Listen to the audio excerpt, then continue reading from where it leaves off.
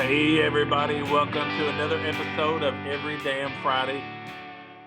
This is special because I have one of my bestest buds of all time, one of my musical sisters in arms, Miss Anna Blanton. How you doing, baby? I'm doing good. How are you? Oh, life is good. Sun's out. I got Yep. the garage door open.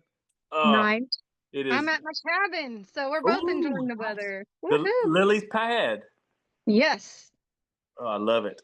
Well, so for those y'all who don't know Anna, a lot of the people I've had on here are front men. They're the people that are standing at the microphone, or they're the artist, or whatever.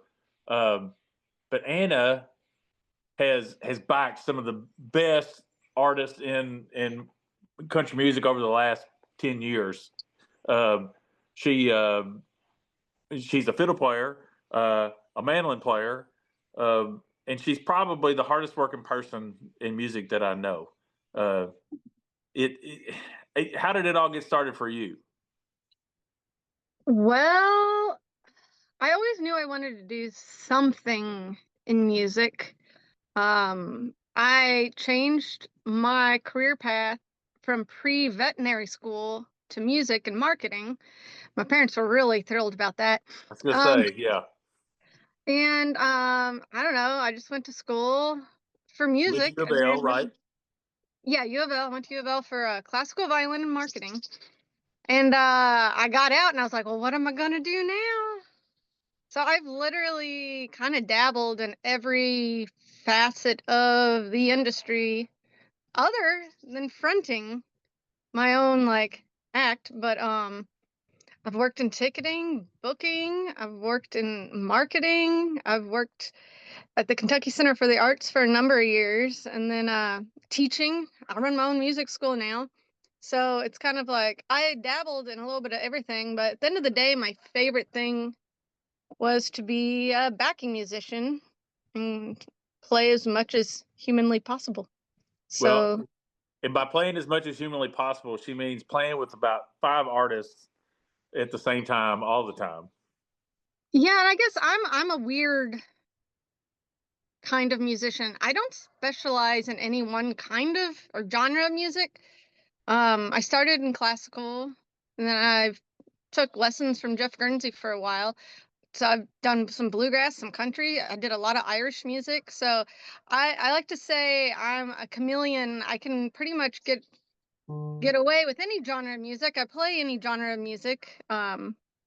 So that definitely has helped keep me busy because I can go play an orchestra gig the next weekend, play with a bunch of Irish dancers, and the next weekend play with a country singer. Well, I So think that's what I've always loved about you, and is what has been kind of inspiring. Like, because I always felt like we're kind of the same in that we always have to be doing something all the time. And for you, uh, you don't sit around and say, "Man, I wish this artist was touring more." You just say, "What's my calendar look like?" And can yeah, I, if we're not playing this weekend, I'm going to go find something else.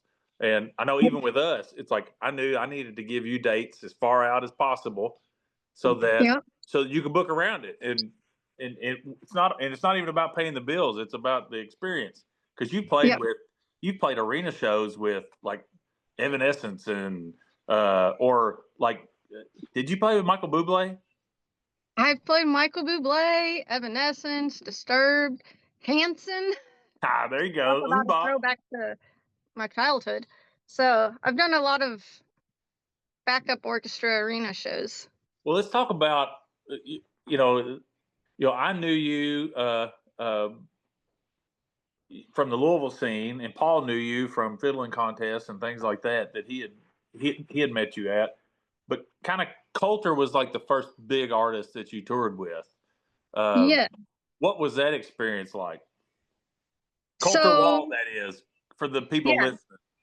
Oh yeah. So Colter was always a sweetheart, very quiet, but always very respectful to his bandmates, and um it was really nice to work with Coulter. Um, at that, when you start getting to a certain level, you end up dealing on a business setting less with them and more with like their management. So that was definitely a curveball dealing with management, because at that point you were an employee, you are not You'd you been know. used to being a group, like Yes, I've a part always of a group. been in bands and groups. So that was also probably my first time being in a solo artist backing band, and the dynamic is much, much different in that setting versus like a band setting where everything's kind of equal. Everyone has a say, everyone's working as a team. Um, with a solo artist, you're very much there to do what that artist wants, play the dates they give you. Um, so you're very much in an accompaniment backing capacity, which is fine. I do that a lot now. But That's mostly what but I it do was now. new. It was new to you then. Yeah, brand new. So it was interesting, and I think it was also interesting because Colter had never had a band before. I was in his first band, the Speedy Creek Band, so he'd never played in a group before either. So just kind of learning how to play in a group. Um, And he was a pup. learning- oh yeah, he was maybe 21 when I first met him. So, and also being able to express as a solo artist what you want from your band.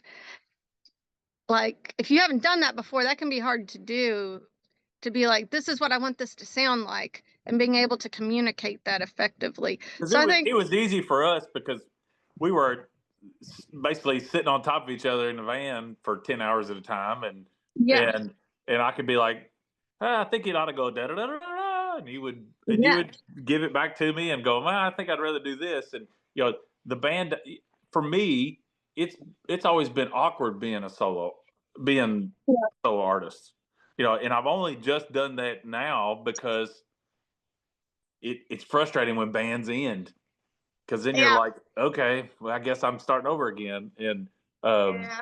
but but it is nice when you can communicate with somebody like that. But at the same time, it's also great to show up and know your part and know you're going to get paid. Absolutely. That was always, a plus. He definitely kept my schedule booked. Like there Well, was very few and you times. got to travel a lot. Yes, I did. Yeah, I got to travel a lot, but what people don't see from the outside looking in is when you travel that much, you're getting in the van or the bus or whatever, or the airplane, flying in, unloading, sound checking, eating dinner, playing the show, loading back up, and on to the next You didn't location. go to the Louvre and or No. ride down the river scene and in a gondola. You were Yeah. You rarely have a day off because to make it, profitable, you have to just keep grinding. So you don't get to see a whole lot typically. Occasionally you'll get a day off here or there, and you might be able to. that also means you didn't get paid that day. Yes, that's the other thing. You might get a per diem or, something like that, but you're not getting paid what you would have gotten paid to play a show. What are some of the bucket list venues that you've gotten to playing with other artists? That I've gotten to play. Yeah, I got to play Red Rocks with Coulter. That was awesome. yeah. You're Um, welcome. You're welcome. I know.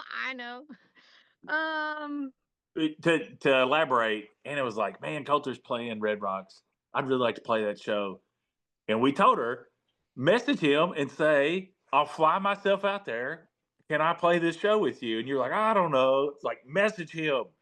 And yeah, you did, and he said yes. And I think he's you like, played absolutely. Come like you on out. played with us like on Friday, and then like red eyed out to play with him Yeah, on like Saturday, and then was yeah, back again to play another show after that. Like it was crazy. yeah. It was wild. Luckily, there were flights that met that timeline. But yeah. So that was definitely. I would still like to go back and do that again. But the caverns, I got to play the caverns with Tim Gooden. That was super cool. Yeah, because Um, you're a cave dweller. I am a cave dweller. I He's spend a a lot of time. spelunker. Yep.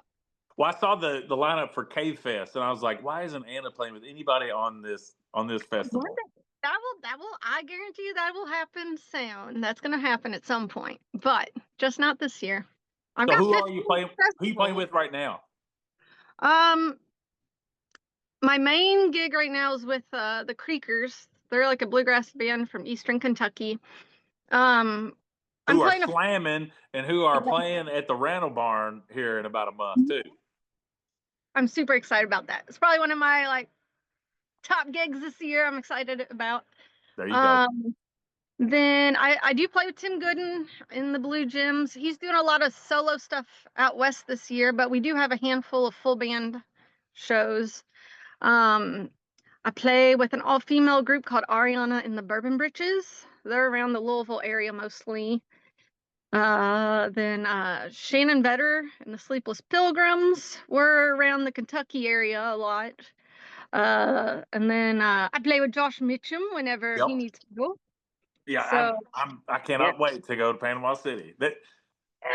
Yes. That I was need some. one of the first gigs where we got to hang out. Uh, Yeah. was when you were with the Sirens and Jericho Woods was playing down there at Gulf Coast Jam too. Mhm. Yep. So excited about that. So basically, you like how does like that just seems like a whole bunch of songs, a whole bunch of styles, uh, and like and your calendar has to be marked up like you like you were killing something on it. Like there's stuff Yeah. everywhere. Yeah. It's a Google Calendar and everything's color coordinated. If it doesn't make it on the Google Calendar, it's It not didn't happen. happening. Yeah. It doesn't happen. As for the amount of music to learn, I don't know. I guess I've just gotten accustomed to learning music in a really short time span. It's never going to be as good as I want it if it's a one off because I just don't have time. If I have 2 weeks to learn music, there's only so much tweaking you can do in that amount of time. But I schedule my practice sessions. I'm like, I have this show coming up with this set list. This is when I have to carve out time to practice for that show. Um, and that's just kind of the process. I have to Well, schedule practice. I've always told people like I've always felt like you're an absolute pro. Like if you say yes to something, whether it's recording on a record I'm doing or coming and playing a little acoustic thing, like you're wanting to know what songs ahead of time. Have an input on it. Like I'd really like to play this song. Why didn't you put this on the set list? And but I always know I have nothing to worry about. Like if you're going to show up and crush it, and the only person I have to worry about is me, which makes it really really nice. Well, I try to show up prepared because if I don't, no one's going to hire me again. So that's another thing, consistency. I want people to know, like, if they hire me, it's going to be consistent. I'm going to know my stuff when I show up. Yeah. So that's Now I probably did. I always like. There was a large artist that was looking for a female fiddle player, and I remember tagging you to his TikTok, uh, Yeah, Oliver Anthony, and he reached out to you, didn't he? he did. And we talked for a minute. He wasn't quite it was one of those things, everything blew up super fast for him, and I don't think he really didn't have all his ducks in a row yet to put a band together, and just nothing really came of it. But He didn't know yeah, what he was dealing with. You're like, no, look, because I I'd need start asking I need him, this, and this.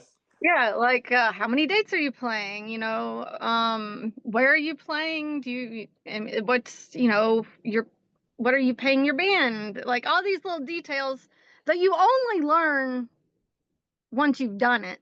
Right. That you need to ask these questions. So I think maybe I was asking him too many questions and he got overwhelmed. I don't know, but he was. I think wasn't expecting. I think he was just expecting people to be like, "Yeah, sign me up." And maybe he did find someone who's like, "Yeah, sign me up." But that can lead to some really interesting circumstances if you Yes. go into Yes. stuff like that. Okay. So we talked about kind of how music started for you and the path that led you to that. Some of the everybody that you're playing with, but you also own a music school. It was a music store. Now are you just doing music lessons exclusively there? Yep, just music lessons. I took it over 6 months before COVID hit. Um, and Big that just time. kind of changed the landscape of everything retail wise. And you get looking at the numbers and you're like, well, 80% of my income is lessons. Why am I even bothering trying to do retail? And that required me to be down there more than I wanted to be. So I Because was you just have like, other teachers, correct? I have 9 teachers altogether. So you're renting out rooms to people who are doing, you know, brass and guitar and all sorts Yep. of other things. Yep. All kinds of instruments. We're starting a family friendly open mic and jam the second Tuesday of every month, starting next month. So that'll give students a way to go perform in front of people. Kind of not a recital, but a kind of a comfortable setting to work on some stuff. Yeah, and meet other people who also are learning and playing music. So, yeah, And it's called Kentuckiana Music Center, correct? that's correct. Yep. For those people who are listening and are looking for a place to send their children or themselves to learn how to play an instrument. Yeah, downtown New Albany, Indiana. And you also have a day job. I do. I talk about a total 180. The database administrator at Bernheim Forest and Arboretum. See, I don't think that's a 180 at all. I think as someone who has been like has to, you know, with all these dates and all the information, all that kind of stuff, like you have become probably an expert at, like, your brain is probably an Excel spreadsheet. So Yeah, it lends, and you're reaching out to people, you're communicating with people, you're looking for donors, you're doing all this kind of stuff, and you're yep, creative. So yeah, that's probably a good mix for that job. I'm sure they're super happy that they have Anna Banana. Uh, yeah. They're always like, "How can we keep you here?" I'm like, "Keep letting me play my gigs, and I will yes, stay here." yes. Let me leave. Let me work from home when I need to, and you got me forever. Yeah, exactly. Well, And let's talk about that a little bit because yeah, you know, I, most of the artists that I'm on here with are people that are doing it 100% full time. yep, We did that together, you know, hmm doing it full time. There's a lot of added stress, and if you've got children and families, that makes it really hard. I feel like you and I share that, kind of like a lifestyle where we have found a balance where we can have some income that is steady. We can hmm have some things that give us some stability, but also give us a lot of freedom. We're lucky to have jobs that give us freedom to be able to go do some of these things. Do you yeah. feel more comfortable where you're at now than when you were doing it full time? I would say yes because I did the music thing full time for about 10 years. And a big part of that though was teaching music. And I just got super burnout on teaching and I wasn't Like, even why actually don't you looking know how for to it. play this? Yeah, it was just like I went off on some students one day and I was just like, yeah, this needs to something's got to give, something's got to change. But I wasn't even looking for a job. So essentially, some back history. The job I took at Bernheim is the exact same position I used to do at the Kentucky Center for the Arts. So my friend Melanie Horn, who used to work at the Louisville Ballet, was like, I know you're all outdoorsy and I see you hiking all the time. And this job that you used to do at the Kentucky Center just opened up at Bernheim Forest. She's Which, like, for I know people who you. don't know, it's an arboretum. Like, it is like the most beautiful place in the whole world. You know, it's got all these awesome wooden structures, like sculptures, as an exhibit right now. I went to Boy Scout camp there when I was years Yeah. old. So it's 16,000 acres. It's the largest privately held research forest this side of the Mississippi. And we're known for the forest giants, the giant wooden, we call them giants, troll, whatever you want to call it. But yeah, so it's a pretty cool place. So it kind of allows you this, like, kind of like a full circle thing. Like, you have a job, you have a thing, but you've also Mhm. you get to scratch all of these itches. Yeah. I And mean, I don't have to play the shitty 4-hour bar gigs anymore. Like I have this cushy day job that pays my bills, so I am allowed to do, I've paid well, my dues. I don't want to do that stuff anymore. right? Like, I mean, it's like me. Like, I'm not touring at all. Like, Yeah. I mean, I am like I'm playing shows, but I'm not touring. Like, Yeah. and I think in the world that we're in now with social media and everything else, like there's nothing like that's definitely a way to do it, and it works. For me, it doesn't make sense. Like I don't want to play Austin City Saloon for 4 hours so that everybody gets paid this week. Right, And right. it was fun, like I loved it, but it's like in that night you were like, oh my god, and we didn't play Now we any of gotta our drive songs. home. Yeah, we didn't play any of the songs we wanted to play. We played Yeah, Call Baton Rouge 4 times, and yeah. whatever. But yeah, I'm. I hope you're as happy as I am, kind of in this place where I feel like I can say no to some things, and I can say yes to the things that maybe don't pay me anything Yeah. because I don't have to make that monthly nut that I used to.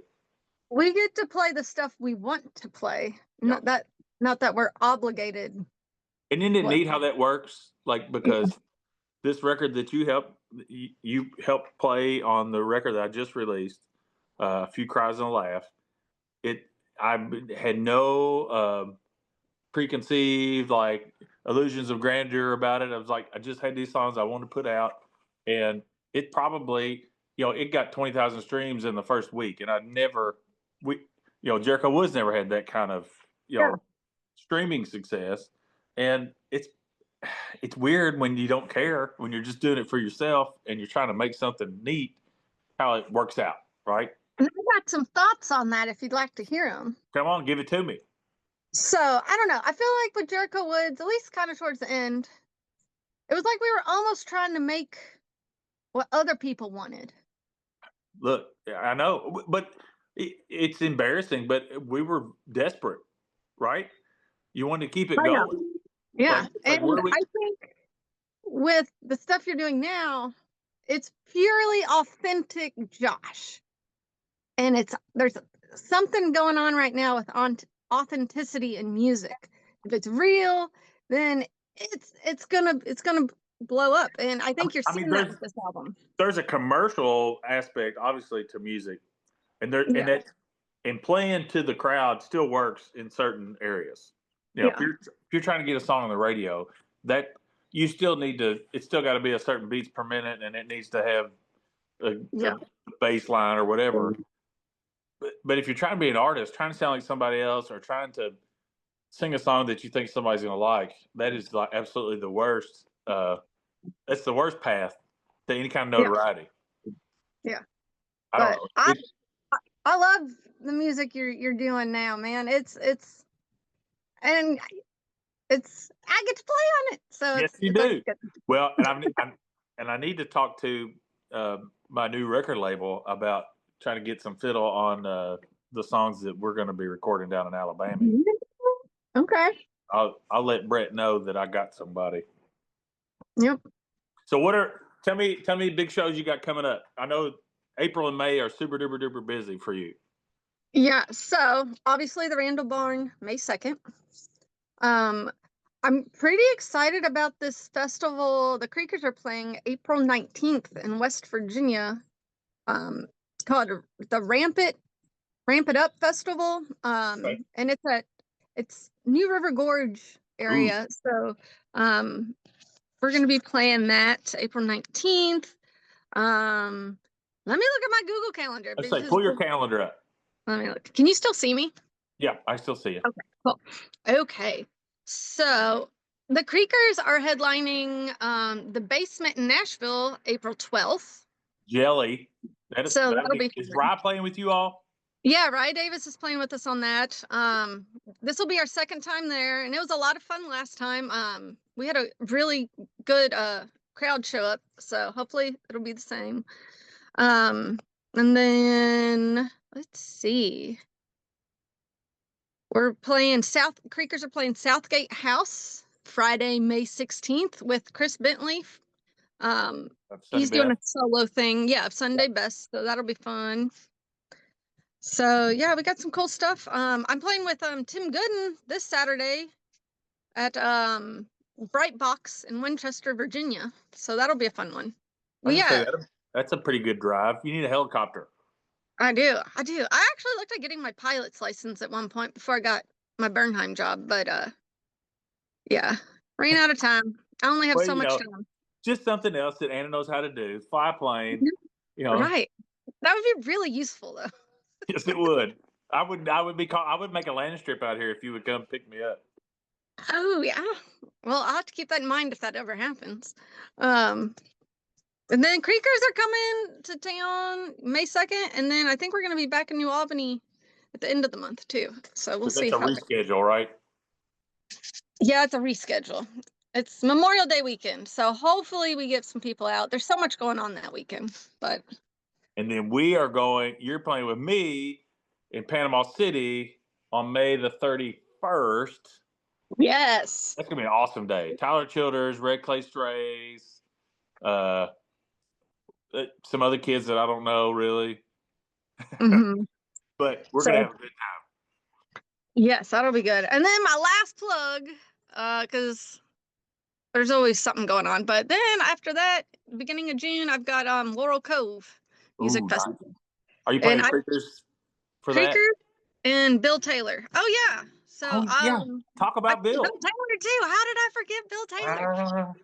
Because you play with 15 people. I know. Me and Charlie both recently started playing with Bill. So and we just flew to LA and auditioned in front of the judges for America's Got Talent. I know So you yeah. can't tell me anything about that, Yeah. but that's exciting. I just had Jordan Allen on here a couple weeks ago. Of course, he was on The Voice, and and Yes. his time on there just wrapped up. It was neat because on our interview, he had somebody from The Voice was in the background listening. So it was Sweet. like I would ask a question, and he would go, "Can I answer that question?" He's like, "Yeah, that's fine. You can answer that." It was it was neat. Oh, But how cool. cool! Like that, and that's awesome for Bill because you know, people like to shit on those kind of shows. Yeah. Oh, I've shit on him before, man. I'm not a Yeah. fan, but I mean, if it'll help Bill get his music out there, then